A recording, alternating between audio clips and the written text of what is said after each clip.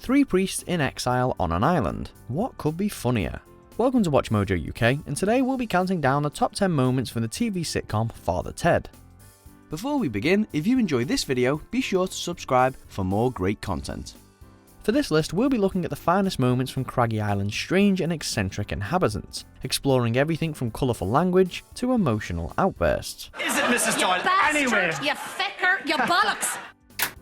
Number 10, the 3 ages of Elvis. Who are you supposed to be, Ted? Elvis impersonations are 10 a penny, but nothing compares to this. Ted, Dougal and Jack all play Elvis at different stages of his life as part of a lookalike competition. The 3 bust out their tightest leather and strut some of the King's most iconic dance moves, well, except for Father Jack.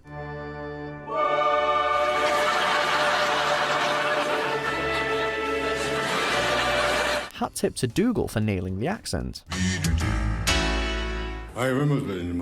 Number 9, the Cow Conundrum. Dougal isn't the brightest. He loses his place mid-conversation, he says inappropriate things when he shouldn't, and he turns simple concepts into impossible problems.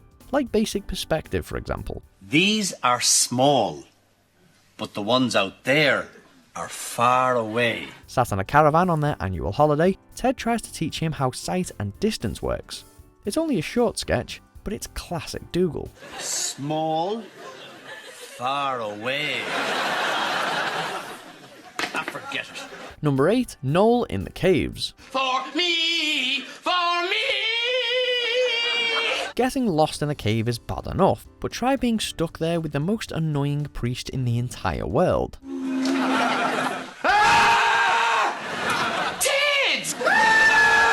Expertly played by Graham Norton, Noel has a tendency to never, ever shut up. Thunderbolt and lightning, very, very frightening. Galileo, Galileo, Galileo. Queen renditions, screeching contests, joking about cannibalism. He frustrates the hell out of everyone else, but at least he brings some humour to a potentially life-threatening situation. Let's have a screeching competition. I'll go first. Number 7, kicking Bishop Brennan up the arse. By this time next week, you have to... Yes? You have to... kick Bishop Brennan up the arse! Ever been dared to do something? Nothing as bad as this, we bet. After Father Dick Byrne claims victory in the over-75s football game, Ted is tasked with a penalty of colossal proportions. He has to kick the famously short-tempered Bishop Brennan up the backside and get photographic evidence of it. Coercing the bishop into visiting their house and assuming the position, Ted gives it his all. The bishop's reaction? Well... Your Grace, you alright? Number 6, introducing Pat Mustard. There's plenty more where that came from. Father Ted is filled with genius one-off characters, but arguably the best of all is philandering milkman Pat Mustard. I tell you, I shouldn't be here at all. The police are after me. They're not. Yes, I'm so gorgeous they want to put me under arrest.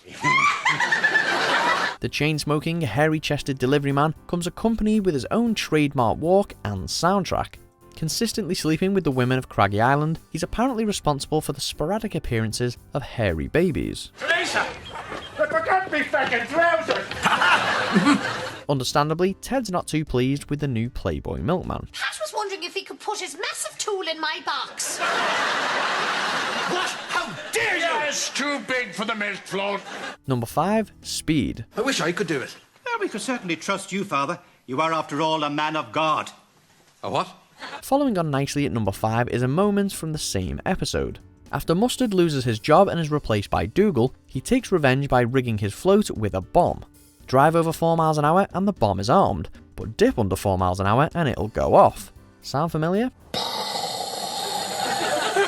Sorry, I lost you there. What happens when it goes under 4 miles an hour? This episode has all the action-packed intensity of a Hollywood blockbuster, albeit on a much smaller budget and scale. But the highlight of this sketch, that'll be the boxes. Oh, Ted, look! It's a big bunch of boxes in the middle of the road! Just stay over 4! Number 4, careful now. Down with this sort of thing. Careful now. Being part of the church, Ted and Dougal promote a Christian way of life. So, in protest over a sexually explicit film, The Passion of St. Tibulus, which is being shown at a local cinema, they sport placards to try and discourage the locals. It's very immoral, Jim. You wouldn't like it. Is it a type of nudie thing? Problem is, their protest and detailed recollection of the film's nudity only spurs people on. Careful now. Well, I'll be off. Goodbye, Jim. Number 3, My Lovely Horse.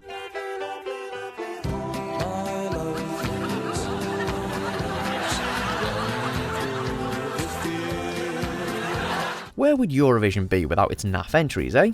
In this spoof of the Kitsch Song Contest, Ted and Dougal compete against rivals Dick and Cyril, hoping that their track gets chosen for Ireland's entry. The name of the record? My Lovely Horse, which comes to them in a dream. A stolen tune, rubbish lyrics, and very vibrant blazers, it's textbook Eurovision. Not too sure about the psychedelic ending though. We have to lose that sax solo. Number 2, I Don't Believe It. He'd love it if somebody came up to him and said his catchphrase. Oh, yeah, Ted. He'd love that. You should definitely do that. Catchphrases, we love them. The actors who have to regurgitate them every 2 seconds, not so much. With that, what do you think One Foot in the Grave star Richard Wilson said when Ted spurted out, I don't believe it. a gag that runs throughout the entire episode? Nothing quite beats the look on Ted's face after getting a thrashing by the sitcom star. It really is impossible to comprehend. Well, what did he say? Did he laugh? No, not really. Number 1, I hear you're a racist now. After getting caught doing an offensive impression, word spreads that Ted might be a racist. I am Chinese, if you please. Come on, Dougal, lighten up. Stepping out of his house, Ted is engaged in a friendly chit-chat with a local, before the subject of racism is casually breached. I hear you're a racist now, Father. Things go from bad to worse when one crazed passerby seems to totally back him up. It's textbook Ted, and reminds us that no matter what the issue, this show can find the funny side. How did you get interested in that type of thing? Who said I'm a racist? Everyone's saying it, Father. Do you agree with our picks? Check out these other great clips from Watch Mojo UK and subscribe for more great content.